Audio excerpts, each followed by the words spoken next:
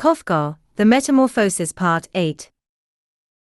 Gregor realized by these words that his father had misunderstood Greta's brief explanation, and imagined that his son had broken loose in some reprehensible way. There was no time to explain. Gregor had to find some way of pacifying his father, so he quickly crawled to the door of his room and pressed himself against it for his father to see, as he came in, how he had every intention of returning to his own room immediately, and that it was not at all necessary to drive him back with violence. One had only to open the door, and he would quickly withdraw. But his father was in no mood to notice these fine points. As he entered he cried, "Ah!" in a tone at once of joy and anger. Gregor turned his head away from the door and lifted it toward his father. He was astonished. He had never imagined his father as he stood before him now. It is true that for some time now he had neglected to keep himself acquainted with the events of the house, preferring to devote himself to his new mode of existence, and he had therefore been unaware of a certain change of character in his family. And yet, was that really his father? Was it really the same man who once had lain wearily in bed when Gregor had been leaving on his journeys, who met him, on his return, in his nightshirt, seated in an armchair out of which he could not even lift himself, throwing his arms high to show how pleased he was? Was this that same old man who, on the rare walks which the family would take together, 2 or 3 Sundays a year and on special holidays, would hobble between Gregor and his mother? While they walked slower and slower for him, as he, covered with an old coat, carefully set his stick before him and prudently worked his way forward, and yet, despite their slowness, he would be obliged to stop, whenever he wished to say anything, and call his escort back to him. How upstanding he had become since then. Now he was wearing a blue uniform with gold buttons, without a single crease, just as you see the employees of banking houses wearing, above the big, stiff collar his double chin spread its powerful folds. Under his bristly eyebrows the watchful expression of his black eyes glittered young and purposefully. His white hair, ordinarily untidy, had been carefully brushed till it shone. He threw onto the sofa his cap, ornamented with the gilded monogram of some bank, making it describe the arc of a circle across the room, and, with his hands in his trouser pockets, the long flaps of his coat turned back, he walked toward Gregor with a menacing air. He himself did not know what he was going to do, however. He raised his feet very high, and Gregor, astonished at the enormous size of the soles of his boots, took care to remain still, for he knew that, from the first day of his metamorphosis, his father had held the view that the greatest severity was the only attitude to take up toward Gregor. Then he began to beat a retreat before his father's approach, halting when the other stopped and beginning again at his father's slightest move. In this way they walked several times round the room without any decisive result. It did not even take on the appearance of a pursuit, so slow was their pace. Gregor was provisionally keeping to the floor. He feared that if his father saw him climbing about the walls or rushing across the ceiling, he might take this maneuver for some refinement of bad behavior. However, he had to admit that he could not go on much longer in this way. In the little time his father needed to take a step, Gregor had to make a whole series of gymnastic movements, and, as he had never had good lungs, he now began to pant and wheeze.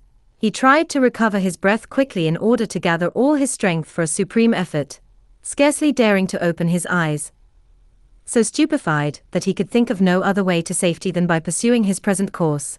He had already forgotten that the walls were at his disposal, and the carefully carved furniture, all covered with festoons of plush and lace as it was. Suddenly something flew sharply by him, fell to the ground, and rolled away.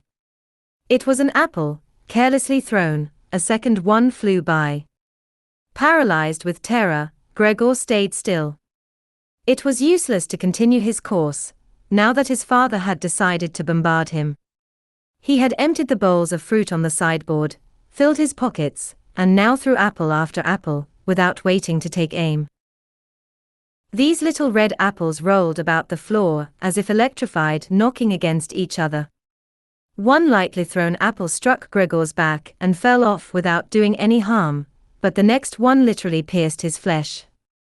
He tried to drag himself a little further away, as if a change of position could relieve the shattering agony he suddenly felt, but he seemed to be nailed fast to the spot and stretched his body helplessly, not knowing what to do. With his last, hopeless glance, he saw his door open suddenly, and in front of his sister, who was shouting at the top of her voice, his mother came running in her petticoat, for his sister had partly undressed her that she might breathe easier in her swoon.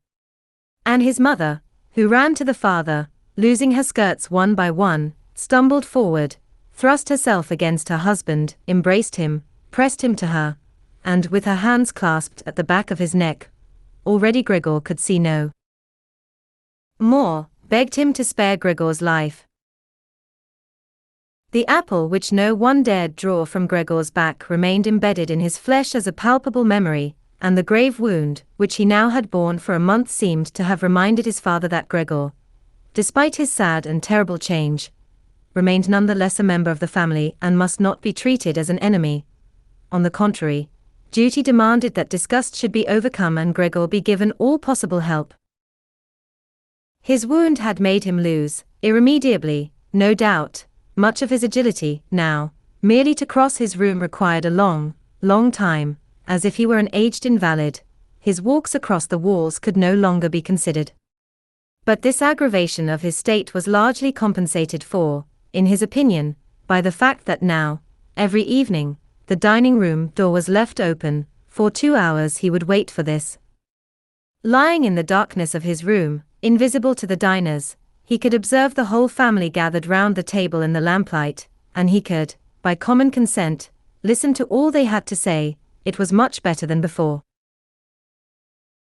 It must be admitted that they no longer held those lively conversations of which, in former times, he had always thought with such sadness, as he crept into his damp bed in some little hotel room. Most of the time, now, they discussed nothing in particular after dinner. The father would soon settle himself to doze in his armchair, the mother and daughter would bid each other be silent, the mother, leaning forward in the light, would sew at some fine needlework for a lingerie shop, and the sister, who had obtained a job as a shop assistant, would study shorthand or French in the hope of improving her position. Now and then the father would wake up, and as if he did not know that he had been asleep, would say to his wife, "How late you are sewing tonight," and would fall off to sleep again, while the mother and sister would exchange a tired smile. By some capricious obstinacy, the father always refused to take off his uniform. Even at home, his dressing gown hung unused in the wardrobe, and he slept in his armchair in full livery, as if to keep himself always ready to carry out some order. Even in his own home he seemed to await his superior's voice.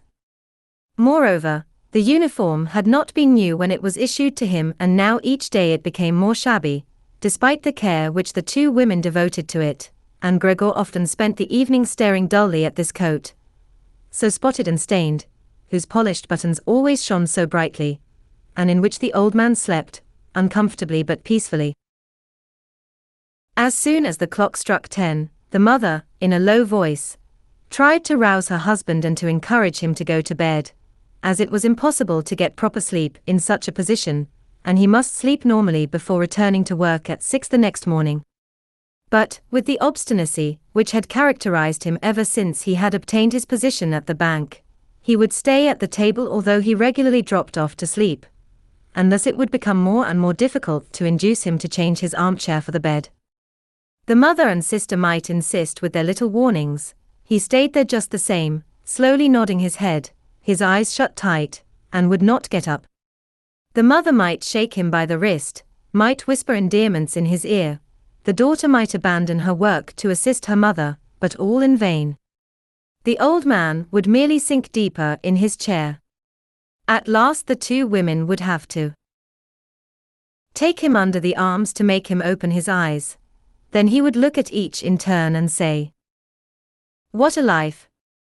Is this the hard-earned rest of my old days?"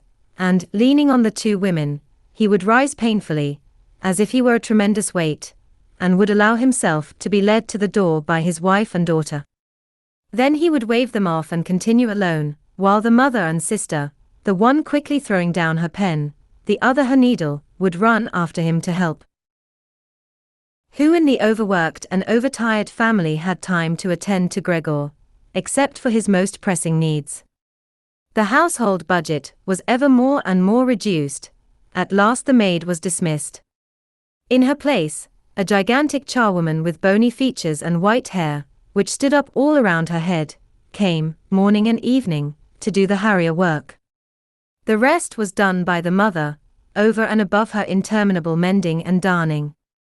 It even happened that they were obliged to sell various family trinkets, which formerly had been worn proudly by the mother and sister at ceremonies and festivals, as Gregor discovered one evening when he heard them discussing the price they hoped to get. But their most persistent complaints were about this flat, which was so much larger than they needed and which had now become too expensive for the family purse. They could not leave, they said, for they could not imagine how Gregor could be moved. Alas, Gregor understood that it was not really he who was the chief obstacle to this removal, for he might easily have been transported in a large wooden box pierced with a few air holes. No, what particularly prevented the family from changing their residence was their own despair, the idea that they had been stricken by such a misfortune as had never before occurred in the family, or within the circle of their acquaintances.